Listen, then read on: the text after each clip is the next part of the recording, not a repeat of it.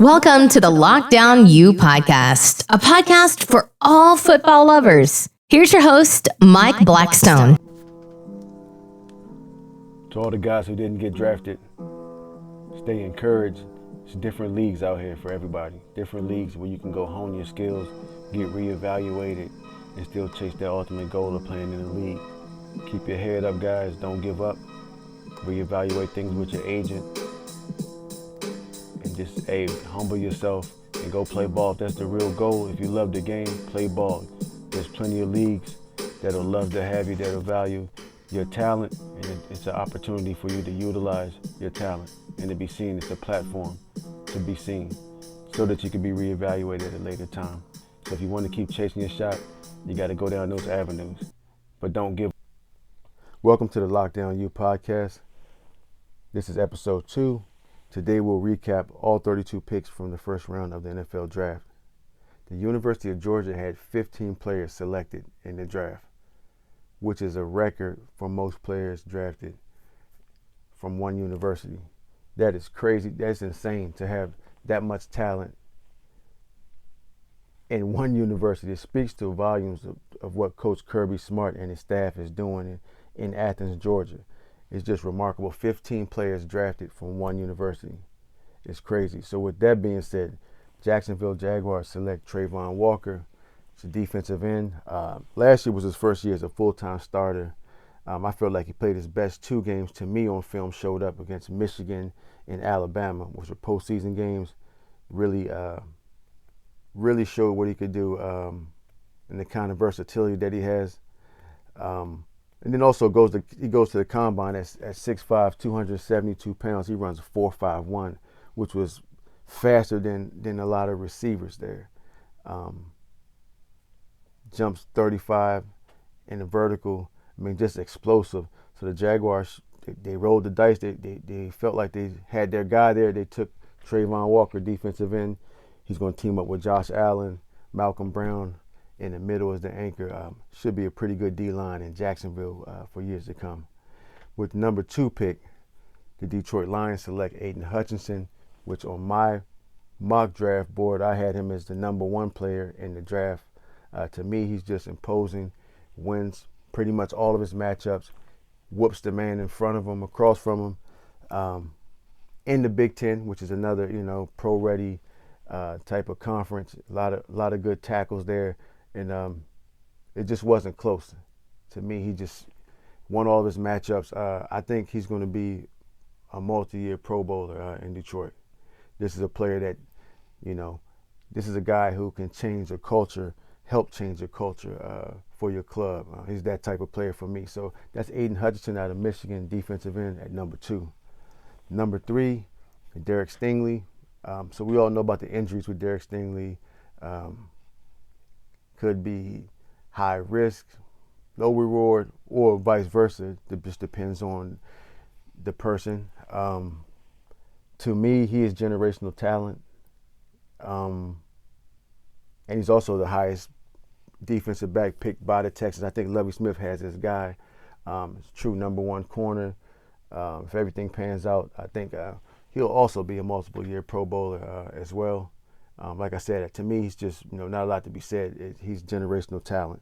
The kid could do it all. So that's Derek Stingley Jr., LSU at number 3 to the Texans. Number 4 is Ahmad Garner, Sauce Gardner, who many had rated as the number 1 corner. He slips right to the next pick to the New York Jets at number 4. It's a confident kid. My concern is how well will he fare in man-to-man coverage against elite receivers against other teams' number 1, which we didn't see a whole lot of.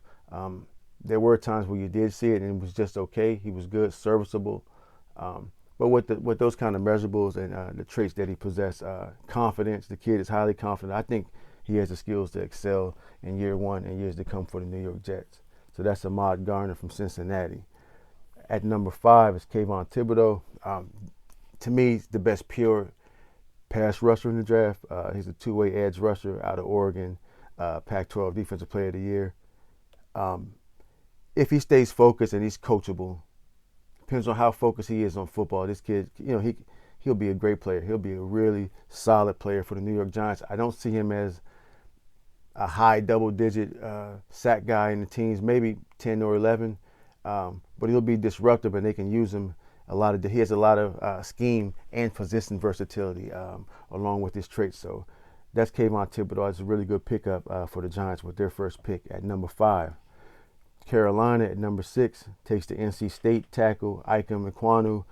To me, he's a true mauler, a road grader. I think he flourishes in zone blocking type of schemes. He's going to be great. He's going to be great in Ben McAdoo's offense in Carolina. So that's an excellent pickup. He actually was the number 2 tackle for me. And speaking of that, the next pick with the New York Giants at 7, they select Evan Neal, who I had rated as the number 1 overall tackle in the draft. To me, he's pure plug-and-play guy at right tackle for the Giants with great technique, strong hands, and mirror ability, plays with good pad level, and actually has a lot of agility for a man that's 6'7". Good knee bend, ankle flexion, a lot of pop in his punch. You can't go wrong. Evan Neal, to me, was the number 1 tackle that I had on my mock draft, and he goes to the Giants to help solidify that line and give Daniel Jones some added protection. So that's an excellent pickup for the New York Giants at number 7. At number 8, we have Drake London, USC, a wide receiver that's 6'4". To me, in recent years, those bigger type of receivers, a lot of them hasn't really, the style of play in college didn't translate to the pro game as far from the productivity standpoint. But I think it's a good pick. To me, my only issue with the Drake London is the vertical speed. He just doesn't have the foot speed. He doesn't have the vertical speed to climb on guys. And in my opinion, I'm not sure how that's going to translate. Didn't see a lot of it in the Pac-12 at USC, but I think it's a good pick. It helps Marcus Mariota or Desmond Ridder, whoever's going to be pulling the trigger in Atlanta. It's another big receiving threat to go along with the tight end Kyle Pitts. So it's a good pick. He catches everything, plucks the ball out of the sky, catches away from his body, can separate. Good run after the catch, physical. Has seems like an unlimited catch radius. So it's a good pick. It's just, for me, it was just the vertical speed I wasn't sure of. But it's a good pick. Drake London, USC at 8 to the Falcons. At number 9, the best pass blocking tackle in the draft, which is Charles Cross, in my opinion, from Mississippi State. He's going to compete early there for Ross to start for Pete Carroll in that revamped Seattle Seahawks offense. Charles Cross just did it for me. The talent that he played against in the SEC, he was almost dominant. Every Saturday that you cut on the tape, and you just see him. He's just winning matchups on the edge. He's a great pass protector. I think he should compete for a starting position at either one of those tackle spots with Pete Carroll. So that's Charles Cross of Mississippi State at number 9 to the Seahawks. At 10, the Jets have another pick in the first round, and they go with Garrett Wilson. So many has had him rated as the number 1 receiver. I did not. I had Chris Olave as my guy. We'll get into that later. Garrett Wilson goes at 10. He's a polished route runner. Biggest attribute is run after the catch. To me, he has to prove that he can get open on all 3 levels, which I didn't see a lot of at Ohio State, but he has big home run ability, good deep threat, stretch the field vertically, sure-handed, makes the acrobatic catches. So it's a really good pick. It should bolster that passing attack. It's another outside weapon for Zach Wilson in year 2 with the Jets. Team him up with Corey Davis, Elijah Moore, Braxton Berrios. So that's a big upgrade to that receiving core with the Jets. That's Garrett Wilson, Ohio State, at 10 to the Jets. Number 11 is Chris Olave, pick 11, New Orleans Saints. To me, he was my number 1 guy, as I just stated. A vertical threat. He's the all-time leading receiver in touchdowns at Ohio State University. You got to look at the great ones who's played there. Your Joey Galloways, and Michael Thomas, McLaurin, Terry Glenn. I mean, the list goes on and on. Great receivers. David Boston, great receivers. And he's the all-time leading receiving touchdown leader for the Buckeyes. He just does it for me. Very smooth. His whole game is just smooth. Everything's smooth. Seems like seamless. Every route is seamless. All his routes look the same. So I think it's a huge pickup for Jameis Winston, and he should be. That's going to be a mismatch if Michael Thomas comes back to anywhere close to the form that he was in 2020. That's going to be a very good passing attack for Jameis Winston and the Saints. So that's Chris Olave at 11. Number 12, Detroit takes another pick, and they move up for this pick. They move up to 12 to get Jameson Williams, who most people had him number 1 as well. It was between him and Garrett Wilson. They were the number 1 receiver in this year's draft, the speedy receiver out of Alabama, can do it all, can hit that high velocity, his speed, and instantly. I mean, he can reach top speed instantly. Very twitchy, can stretch the field, can run every route in the tree. And he also was actually a part of that receiving corps, actually, at Ohio State. Transferred over to Alabama, had a great year. So Detroit moves up to 12 to get their guy, Jameson Williams, out of Alabama. This would be another deep threat for Jared Goff in Detroit. Excellent pickup. Detroit gets their guy at 12. With pick number 13 for the Philadelphia Eagles is Jordan Davis. Jordan Davis is just went to the combine and just dominated the combine at defensive tackle. For a guy that big and flexible and athletic, he's coming into Philadelphia in Jonathan Gannon's defense that runs multiple fronts, same kind of schemes that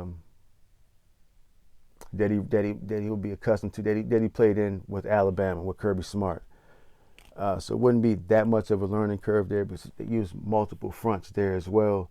He could play anywhere from the 0 to the 4 tech. He's also going to become an even better player being paired with Fletcher Cox, at least for this season. Fletcher Cox's contract is up after this year. So he'll get to be coached up and groomed and, kind of brought along with the All-Pro and Fletcher Cox. I think it's a great pick for the Eagles, solidify the interior defensive line. That's Jordan Davis at 13.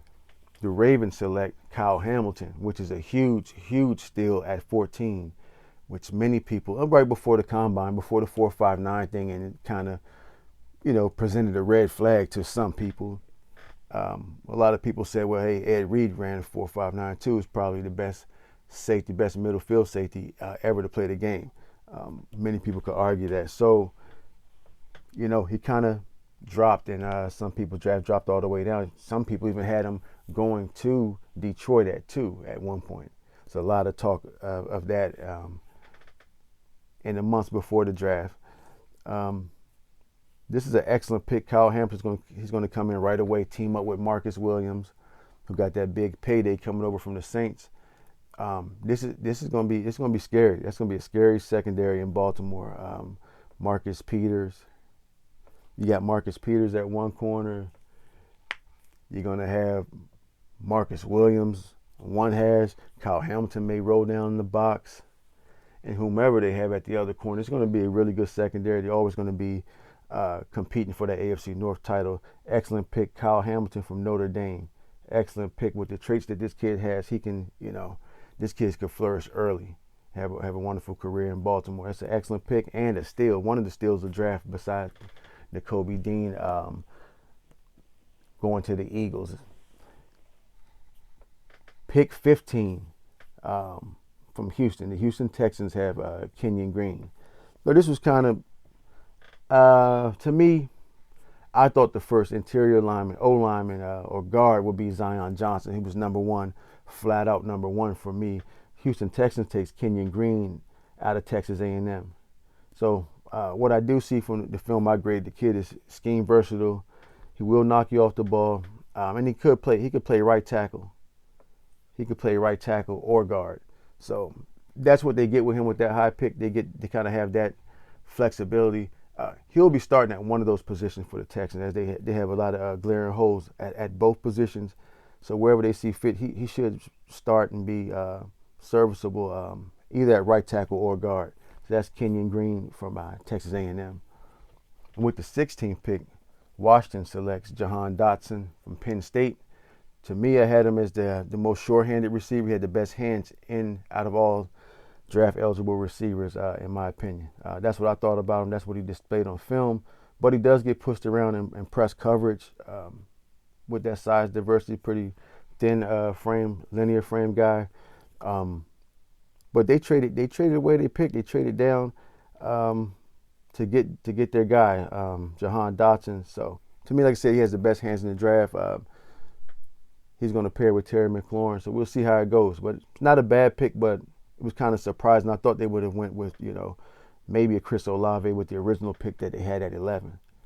So that's Jahan Dotson to the Washington Commanders at 16. Pick number 17, which was my number one guard in the draft from Boston College, Zion Johnson. He has excellent pop at the point of attack, and he should come in and contribute right away day one at guard to help that offensive line with Justin Herbert with the Chargers. This kid's going to be excellent for years to come. Just so athletic, imposing, very powerful at the point of attack. This was a really good pick, and they addressed a need from their interior of their line with the LA Chargers at 17. So pick 18 from Tennessee. They take the Arkansas do-it-all threat, wide receiver threat, Treylon Burks.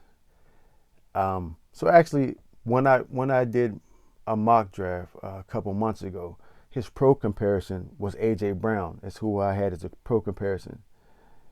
Now fast forward to this year's draft, A.J. Brown gets traded to the Philadelphia Eagles in that trade on the first day of the draft, and Treylon Burks comes in ultimately to replace A.J. Brown.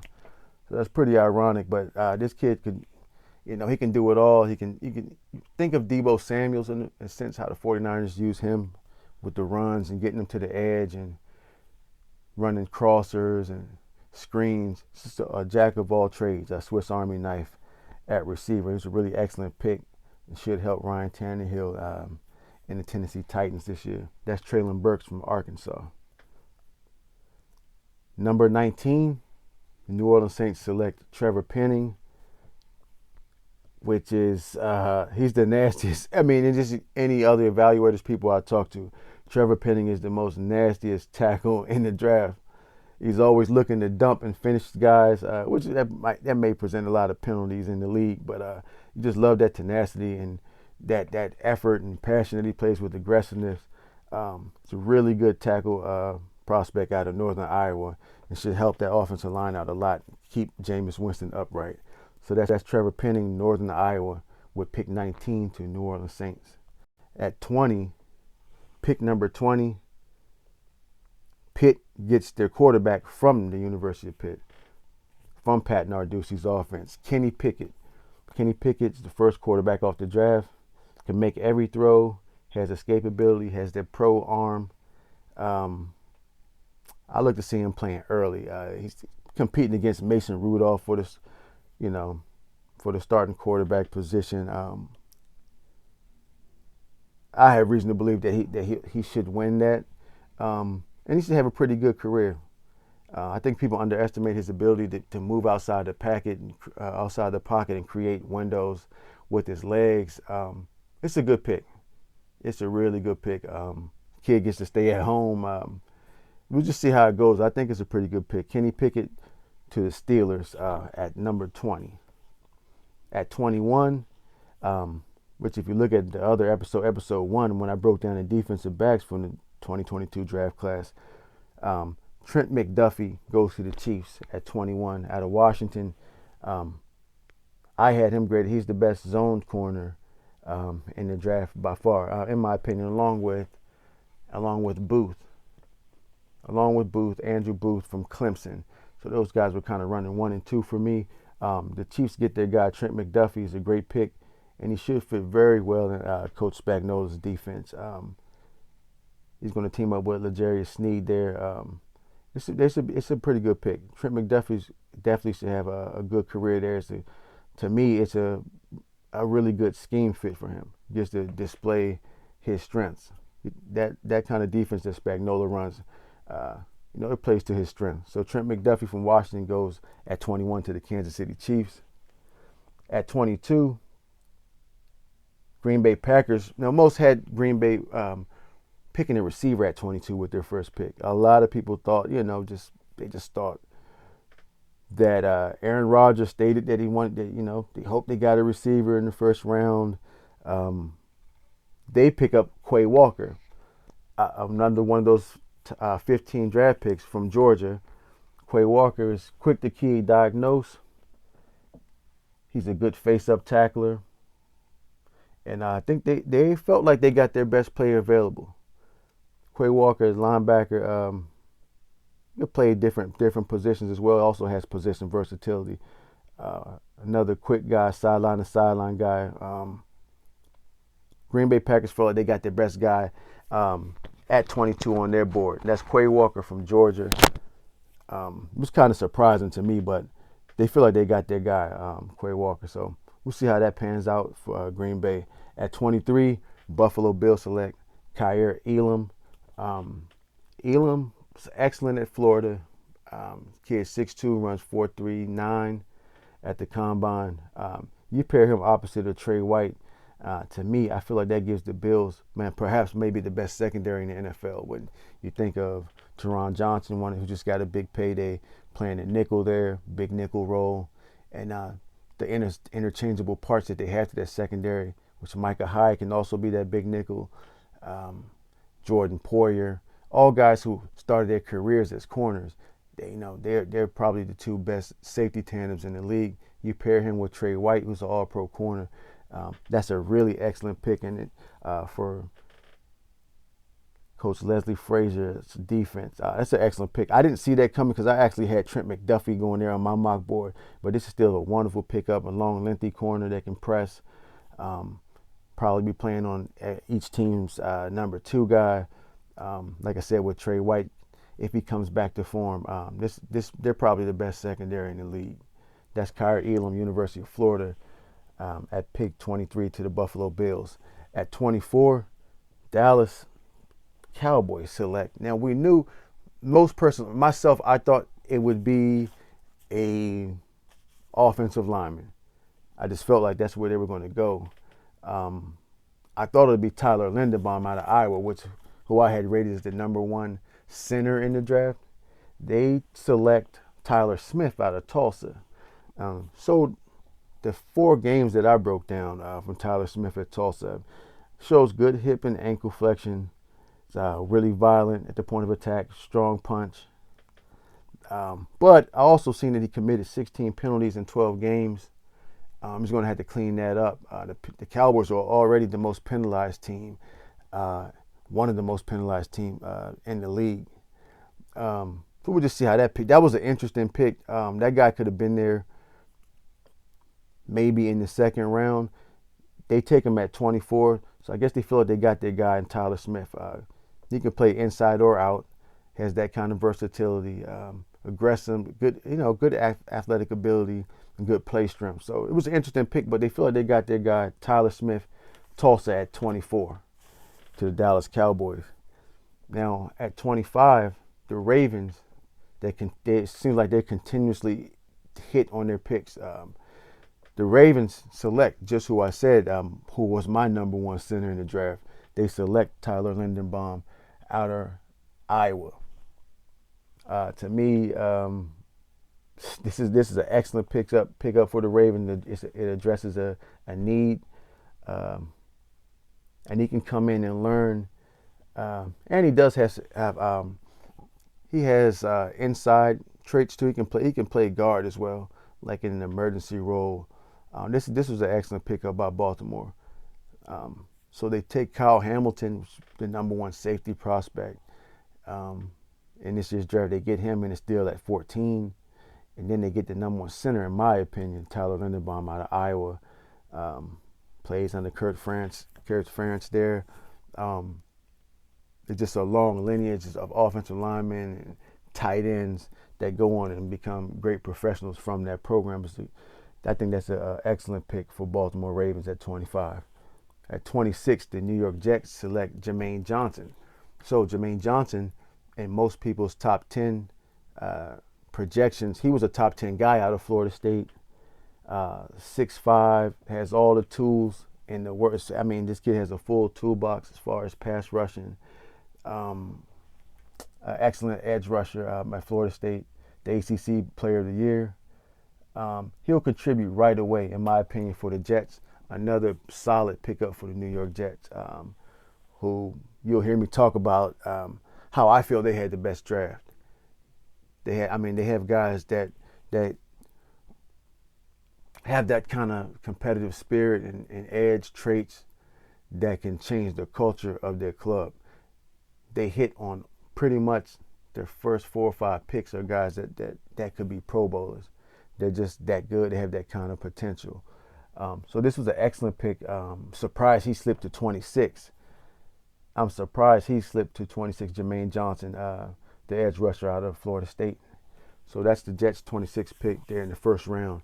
At 27, Jacksonville gets another selection. To me, the best linebacker in the draft. The number one linebacker on my mock draft was Devin Lloyd. N'Kobe Dean being number 2. But Devin Lloyd goes to the Jacksonville Jaguars. They stay on the defensive side in the draft. They take 2 defensive players. So the first pick for them was Trayvon Walker out of Georgia, who blew it up at the combine. And now with their second pick, at the end of the first round at 27, they take Devin Lloyd out of Utah. I mean, you can look at him as an off-ball linebacker. This kid is speedy, instinctual, strikes on impact. I mean, he can cover. You even can flex him out. He can actually cover tight ends in the slot. This kid just has it all, a full toolbox. He's going to continue. This pick they just proved they're going to continue to strengthen that defense.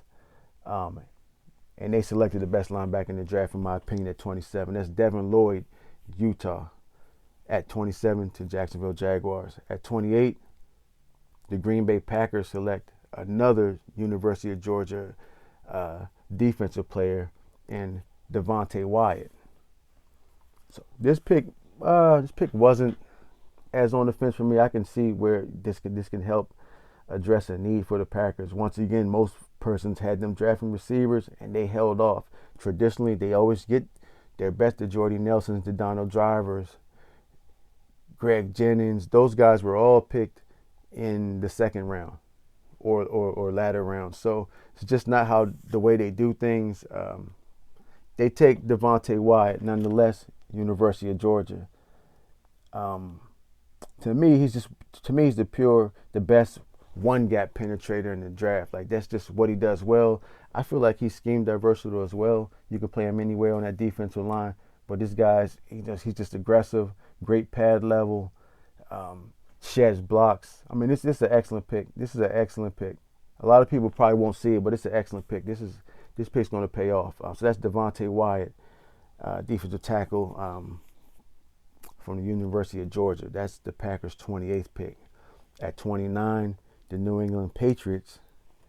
And who are we to question the Patriot way, right? It just seems to keep on winning. That formula that they have continuously shows up. It's successful for them, but this one was threw everybody off. This is a guy maybe some people had in the second round. He would have been available somewhere in the mid-second round or so. This is Cole Strange out of Chattanooga. Once again, another guy that plays with great pad level, has flexibility, he excels. To me, he's another guy who primarily he excels in inside and outside zone blocking schemes. He had a excellent week actually at the Senior Bowl against some of those defensive tackles. Some of those guys were first rounds as we stated. He held his own. He had a really good week and showed that he can play with the big boys, and that the competition level wouldn't be it wouldn't be a hindrance on his part. He definitely has the traits to exceed. But at 29, I just think that threw everybody off. But let's just see how that pick works out. This is Cole Strange, University of Chattanooga, at 29 to the Patriots. At pick 30, so the Chiefs just keep on getting better. The Chiefs select George Karloftis out of Purdue. Many evaluators had George Karloftis as a number 5. He made pretty much everyone's top 5 for edge rushers or defensive ends. Had a lot of productivity at Purdue. This guy is just explosive. He can rush with speed to power, but you just turn on the film, he's bull rushing everybody in the league. I don't think a lot of his pass rushing was won with lower body. He's still, not as strong in the upper body as you would like, which he can develop into that in the NFL weight training and, hit the weights this offseason after OTAs. But this kid's going to be good. I mean, the effort that he plays with the motor, he always has a plan. He has good counter moves. You see a lot of swap and rip, even some double hand swipes. So he has an array of moves, more than just power. This is a great pickup for Andy Reid with the Chiefs at number 30, George Karloftis from Purdue.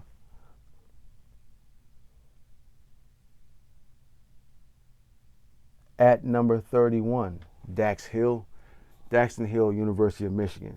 So many thought that Daxton Hill may be right around where he is at the end of the first round, early day 2 guy to Michigan. He's a do-it-all guy in the secondary. I had him projected as playing some kind of nickel role, playing inside.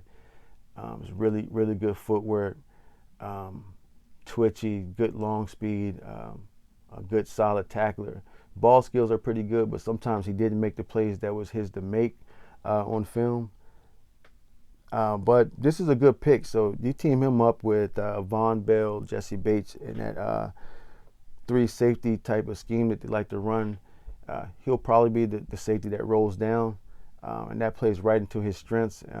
This is a great pick for the Cincinnati Bengals. It's Daxton Hill, University of Michigan. So now, at the last pick of the first round, Lewis Cine, another University of Georgia defender. Lewis Cine, the safety. You cut on that tape, he knocks himself out, and the receiver Kyle Pitts, University of Florida, year before last. This guy's a downhill thumper, kind of old school, kind of prototype at safety. Comes downhill like a missile. Georgia, these guys are not coming to balance. They are running through the ball carrier. I believe that's what they're taught. They're running through ball carriers, and that's what you see. This guy's coming downhill, attacking the line of scrimmage. He creates good 45-degree angles to the football in both the run and pass game. He ran 4.3. He's at 6'2". Explosive traits. He gets to partner up with the All-Pro Harrison Smith, and also playing that secondary, at least for this season, with Patrick Peterson. So this guy will be schooled on what it is to be a pro, taking care of your body. He's surrounded by a lot of knowledge and wisdom with those 2 players, the 2 former All-Pros, Harrison Smith and Patrick Peterson. So I think the Vikings, this is a great pickup for the Minnesota Vikings. Lewis Cine out of Georgia. Definitely can play on the hash. But to me, he's at his best when he's coming downhill and when he's playing top down. But he can do it all.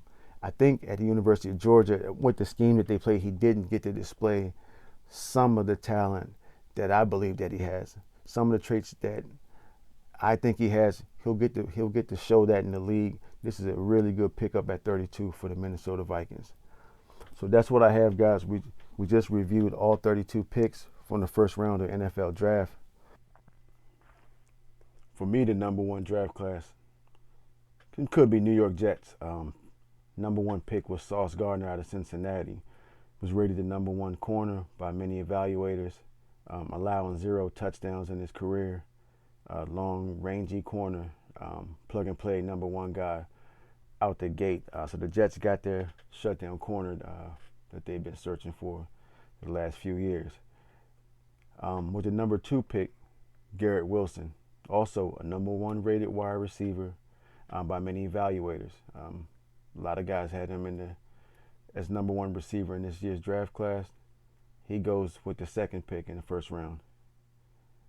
I think his biggest ability is to run after a catch. He's a big-time playmaker, 6 foot, ran 4.38.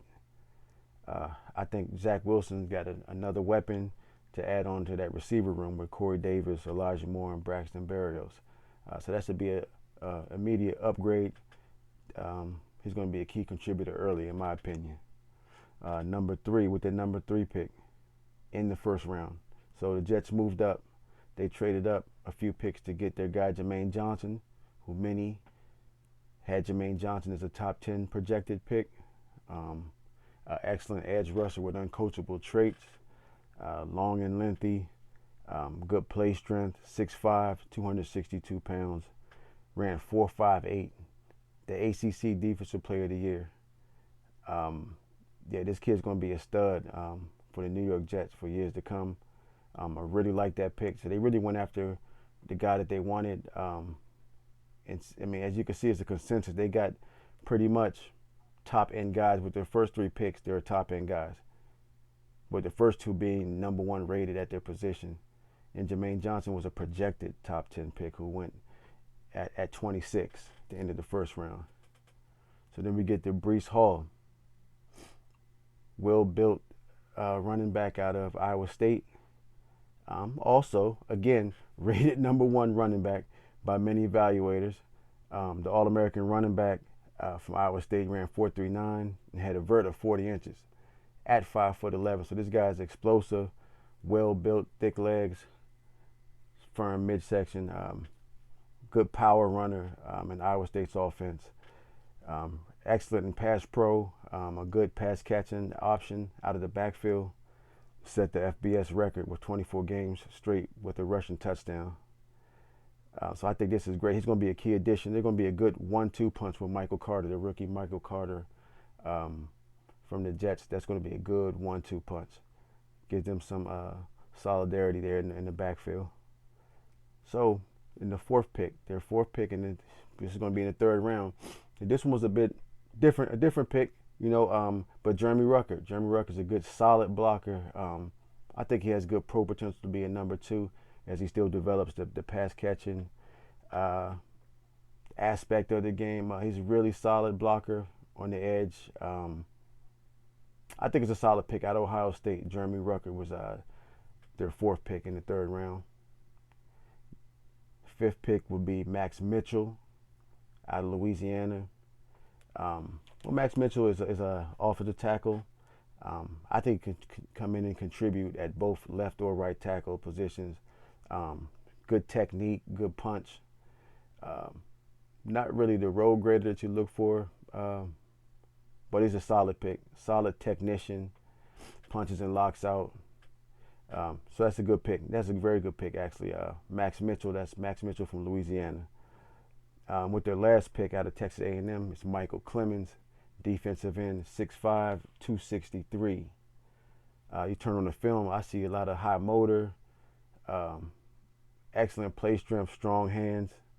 Now he does lack some flexibility and explosiveness, a bit stiff in the legs, but with that kind of measurables, he can be, everything else could be coached up. I think he's a solid player, competitive, very physical at the point of attack. So Michael Clemons is going to be a good pick out of Texas A&M. Good developmental pick there. That could, you know, he'll be a rotational DN for the Jets this year. Please do me a favor, head on over to Apple Podcasts, leave a review and a rating. You're greatly appreciated. Thanks.